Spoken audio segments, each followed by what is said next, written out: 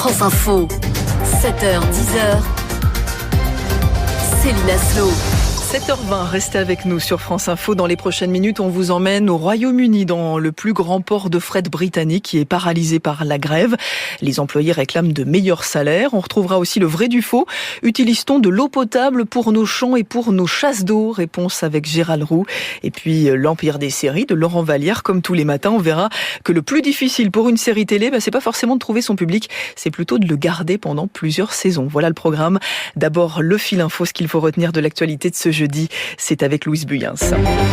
Nous allons faire en sorte que les agresseurs paient pour tout ce qu'ils ont fait et nous allons les chasser de notre terre, a affirmé hier Volodymyr Zelensky devant le Conseil de sécurité de l'ONU, 6 mois après le début de l'invasion russe en Ukraine. Et en ce jour symbolique, 22 personnes sont mortes et plusieurs dizaines ont été blessées dans un bombardement sur la gare de Chapliné dans l'est du pays. Les premiers mots du directeur de la prison de Fresnes hier après la polémique et l'enquête sur le jeu Koh-Lanta. Lors d'une visite parlementaire, Jimmy Delist a réagi au micro de France Info. Je comprends l'émoi, le choix des épreuves était inadapté, reconnaît le directeur qui estime tout de même que cette journée avait énormément de sens. N'achetez pas de stylo à billes à vos enfants, l'appel de l'UFC Que Choisir à une semaine de la rentrée. L'association a testé une trentaine de produits scolaires, stylos, feutres et surligneurs notamment. Elle conclut que la moitié comprennent des composants potentiellement dangereux.